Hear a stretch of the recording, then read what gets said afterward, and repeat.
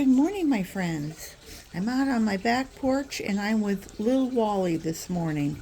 Little Wally is the 3-gallon Rubbermaid container that we've made into a worm bin, and I've added holes to it and have them taped on. You can see there's just been a little bit of activity. Oops, I missed this guy. Somebody was in the lid. Come on there, little wormy, little Wally. Don't give me a there we go. All right, everybody's out of the lid.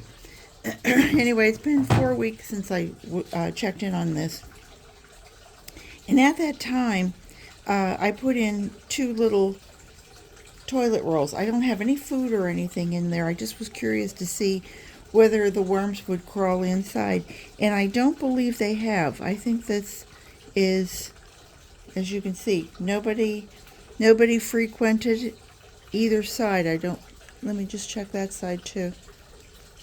Nope, nobody's in either side. So you really, they're wise enough or sense enough that if you don't put in a treat for them, they're not going to bother with you. So let me take out all my paper goods here on the top, which is nothing more than coffee filters, and that have kind of half been eaten, half not. And I'm trying to do a round of the worms. Yesterday I did Dick and Jane, and they seem to be fine and doing very, very well. And actually I'm going to take all of this out because I want to see how everyone is doing. And I had harvested Little Wally here, and we went from 14 pounds down to, I think I had just at 7, and I put a lot of shredded cardboard here in the bottom, which I can see is still in here. I want to just get a little corner here. Yeah, you can see that cardboard is still quite dominant, and it really hasn't broken down much. So I wanted to give them a fluff before I add any new food to them. I'm going to try and get on a schedule of at least checking on everybody, doing a 1-month round robin here. And I'm sure during the summer, I'm outside, so outside temperatures are what they're going to have to face. And I'm here in Central Florida, so these worms are going to have to put up with 90-degree temperatures that I will augment with ice cubes and cold packs and etc. I am on a covered porch, screened in, so they don't have the sun beating on them. They kind of have, I guess you could say that the help from the house is air conditioned down into the 70s, and little branch there. So they're not going to be in 90 degrees for long.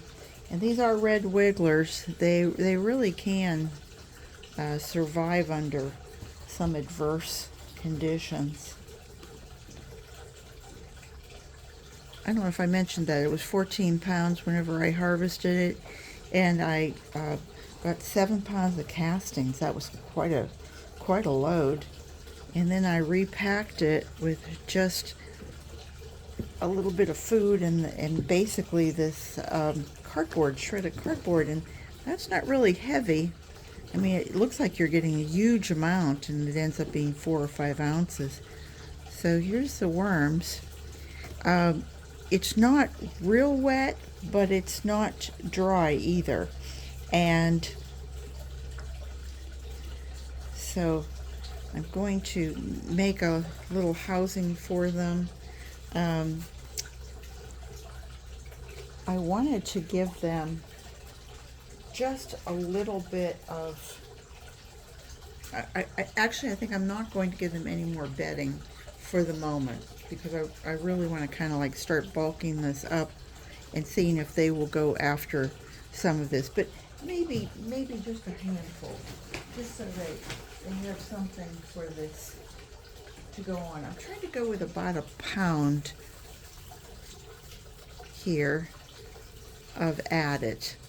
And what I'm going to add to it, don't laugh now, this is my cabbage, the outer container of the cabbage, and it's frozen, so it's almost like I've made a little plate for them. But isn't this cool? This is the top of top of a red pepper, and seeds and all. I want to see what happens to it. And for slow food, I've got the bananas, although I think that will probably take a while for them. And I've got the cabbage, and even though I made it as a little plate, I think I'm going to just tear it up here and see what they do with it. Go for it, boys and girls. For those of you who are new, worms are both male and female, and even though they are both sexes, they do need a partner to make more babies. Okay. And they kind of line up, head to toe and so to speak, and then they procreate and have their baby. Anyway, all right, took care of that. And so then I have coffee grounds, and the two together, the food and the coffee grounds, were almost exactly right on the nose, 1 pound. I want to cover that over because I don't want anything being attracted to it. I'm going to give it a little bit of sunflower seeds.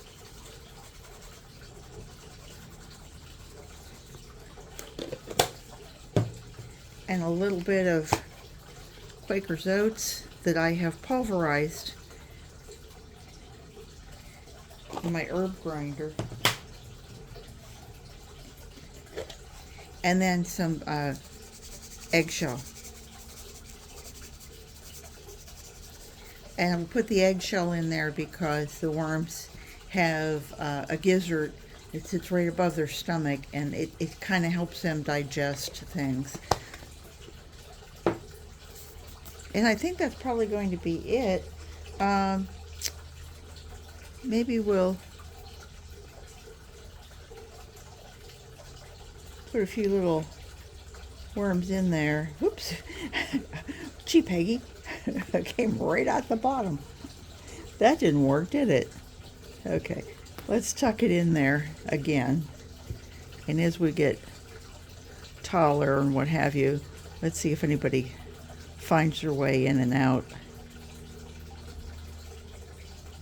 There we go. Just see if we can join up. Kind of like having a little island. See if anybody goes into it.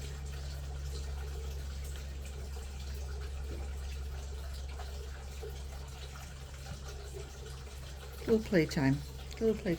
And then both Captain Matt and V over at the Garden and Worm Lady mentioned about using unsulfured molasses in some rainwater. I only have about a half a teaspoon in here, and worms like sweet things, and so we're going to give them just a little bit of this to get them excited. And just a little dab will do you, Who's old enough to remember that commercial? I won't even tell you. I'll wait and see if you know. All right. And we're going to put everything back together. and that's going to be Nickety Split. It's going to go back on here, and today is the March 23rd, and let's see how they perform in another a few weeks if I don't get back to them before then. So I hope everybody has a great day and that your worms are thriving. And if you haven't gotten into this yet, it is a great hobby. It's great for kids to start. It's a great school project.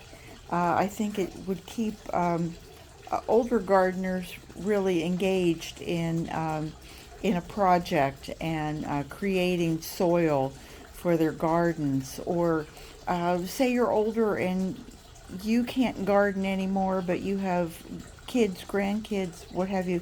You could be making this for them, and you could still be part of the gardening process if you can't get out and get down on your knees anymore and dig in the garden. You're gardening, you're growing soil. That's what I wanted to say. You're growing your soil. So anyway, take care, everybody. I hope you'll subscribe and ring the bell and ring for notification. And I hope to see you back real soon. Take care, everybody. Bye-bye.